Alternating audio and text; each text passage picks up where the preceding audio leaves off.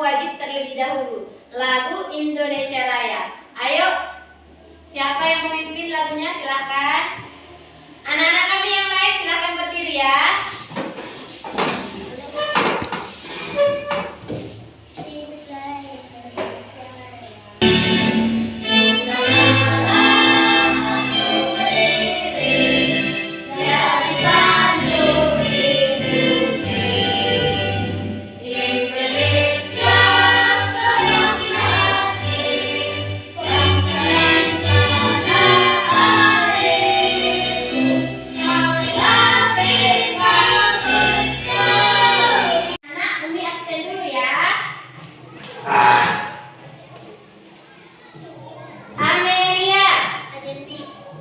Diko,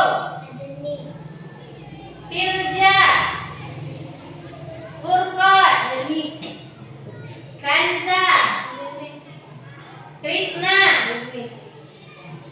Naura, Rangga, Roma. Oh, kenapa sih Roma? Tara, Yunita.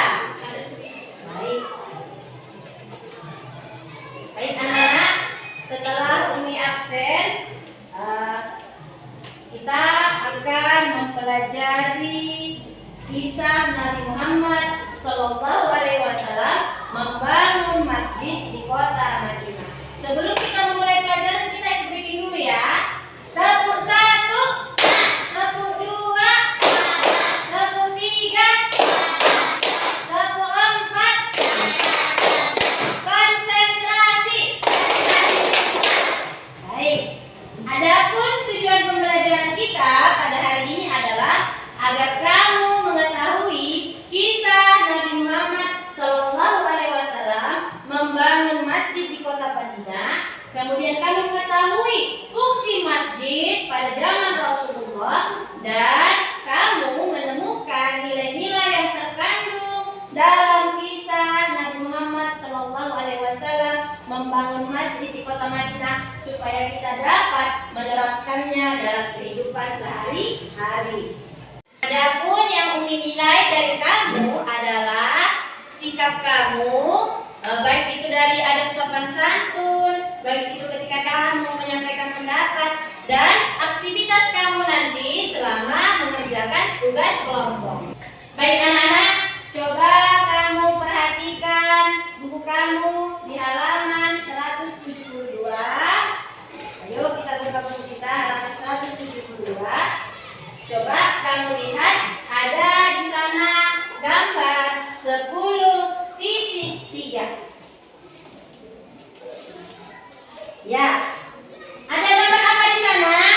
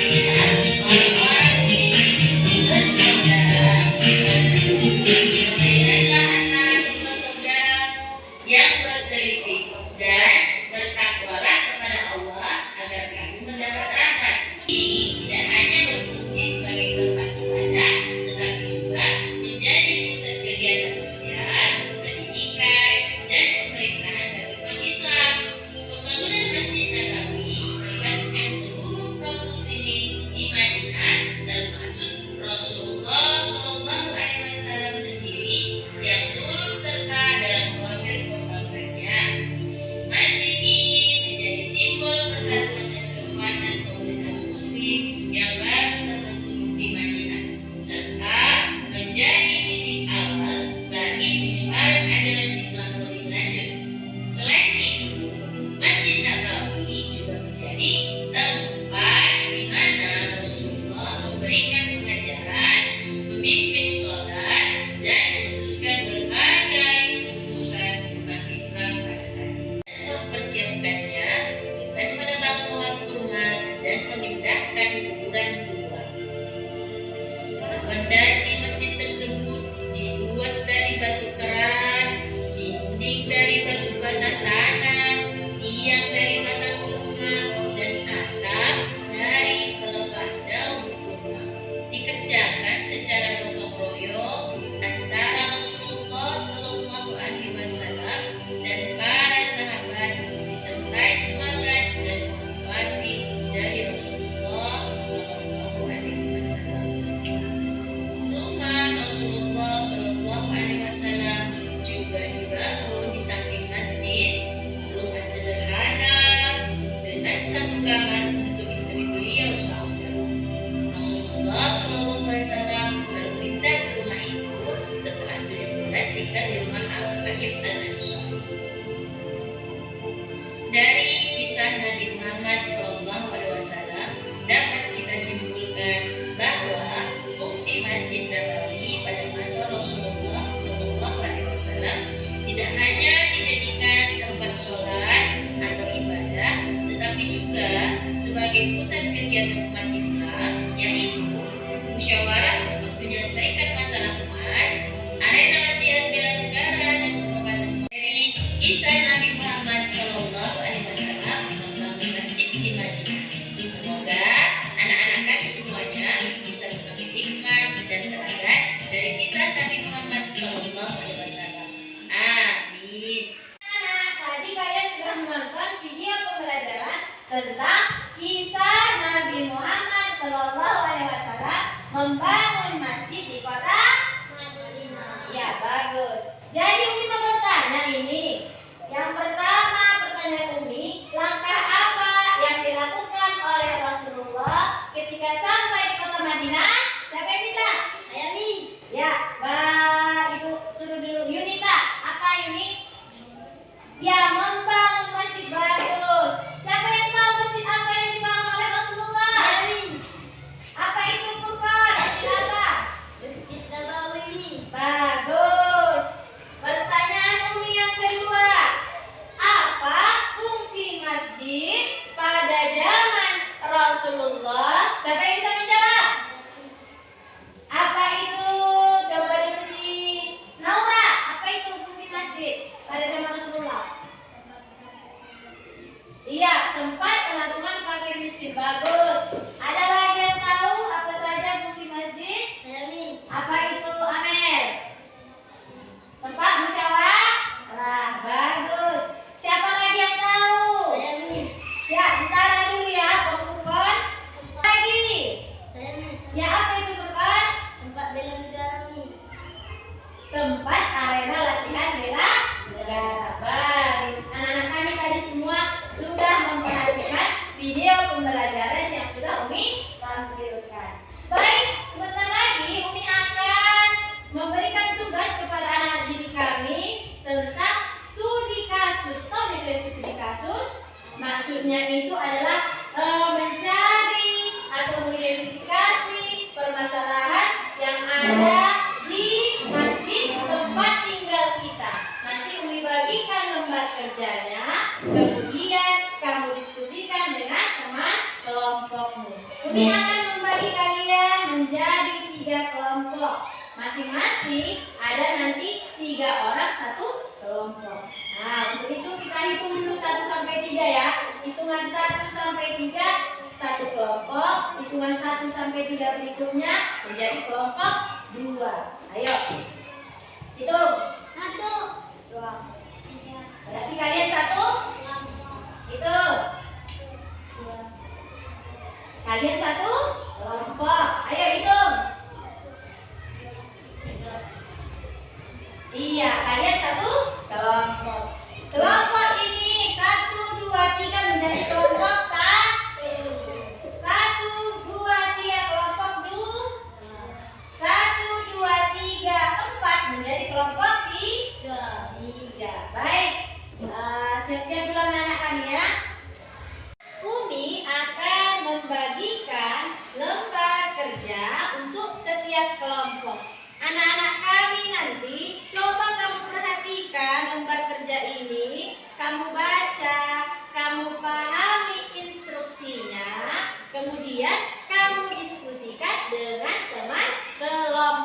kelompokmu. Kalian semua harus berdiskusi untuk mencari tahu apa-apa saja yang harus kita identifikasi fungsi masjidnya, kemudian penyebab tidak optimal, kemudian apa ide dan solusi yang kita berikan. Sudah? Kamu berdiskusi dengan teman kelompokmu. Paham anak-anak? Amin. Bagus. Ayo, silahkan berdiskusi. Ayo, coba kamu diskusikan dengan teman kelompokmu, pahami instruksinya, kemudian tanyakan kepada ibu guru mana yang tidak kamu pahami ya. Ayo. Coba cari tahu, kemudian ada yang menulis, ada yang memberi ide, ada yang memberi solusi. Ayo. Ayo teman diskusi dengan teman kelompoknya.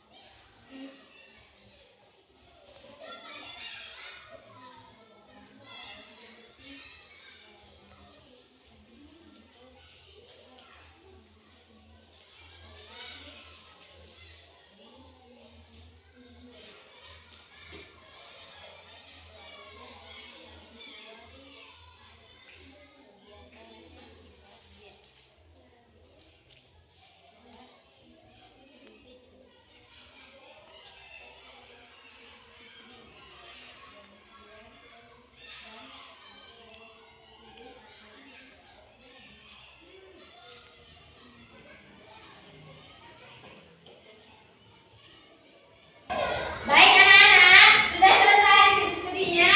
Sudah. Tapi sebelum presentasi, kita break dulu ya, supaya segar dulu pemikirannya ya. Oke, tepuk 1, tepuk 2, tepuk 3, tepuk 4. Konsentrasi. Baik anak-anak kami semuanya, kita akan presentasi ke depan. Siapa kelompok anak kami yang mau tampil duluan? Baik, semua anak-anak mau tampil ke depan duluan. Baik, kita persilahkan kelompok ini tampil.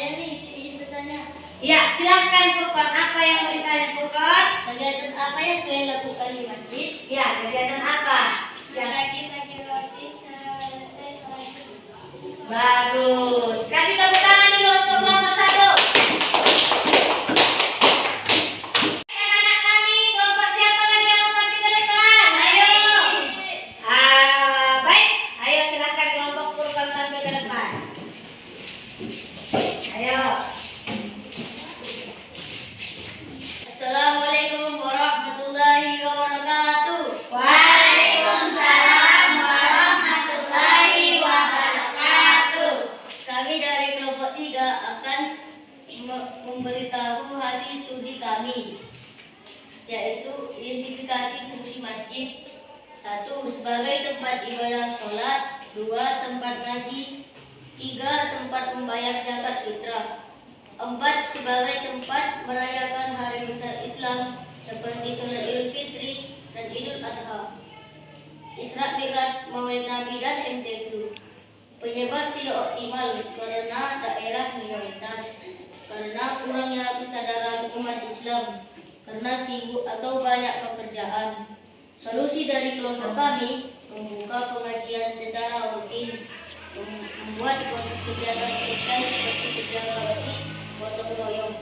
Demikian hasil diskusi kelompok 3. Wassalamualaikum warahmatullahi wabarakatuh. Waalaikumsalam warahmatullahi wabarakatuh. Ayo kami tepuk tangan bersama kelompok 3. Ada pertanyaan dari kelompok lain?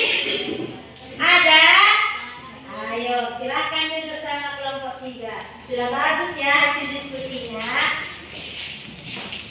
Baik, kita tampilkan kelompok yang terakhir. Silakan anak-anak kami tampil ke depan. Kelompok 2. Ayo. Waalaikumsalam warahmatullahi wabarakatuh. Hasil studi kasus kelompok 2. 1. Identifikasi fungsi masjid. Pertama, sebagai tempat ibadah sholat. Kedua, sholat tarawih. Ketiga, tempat mengaji. Keempat, membayar zakat fitrah. 2. Penyebab tidak optimal. 1. Karena pengguna masjid sibuk. 2. Kurangnya kesadaran umat Islam. 3. Solusi dari kelompok kami, pembuatan perayaan umat Islam, contohnya Isra Mi'raj, Maulid Nabi, MTQ, dan pemberian zakat. Oke, bagus. Kasih tepuk tangan bersama kelompok 2. Ada pertanyaan sama kelompok 2? Enggak, Mi. Oke, silakan duduk. Oke, tadi kita sudah selesai menyelesaikan tugas studi kasus tentang bagaimana masjid yang ada di tempat tinggal kita. Anak-anak kami tadi semuanya sudah memberikan pendapat, kemudian mengidentifikasi penyebab masjid tersebut tidak optimal, dan memberikan ide dan solusi bagaimana caranya untuk memaksimalkan fungsi masjid tersebut. Jadi anak-anak kami semuanya sudah hebat dan bagus. Ayo kita tepuk tangan dulu.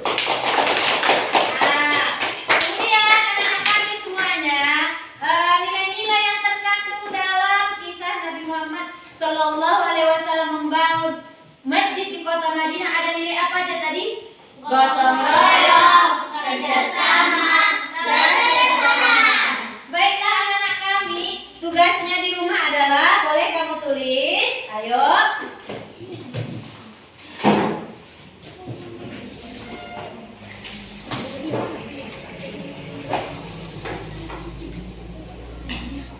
Sudah? Tuliskan bagaimana cara menerapkan nilai-nilai yang terkandung dalam kisah Nabi Muhammad Sallallahu Alaihi Wasallam membangun masjid di kota Madinah. Oke, baik anak-anak kami semuanya, jangan lupa tugasnya dikerjakan di rumah ya.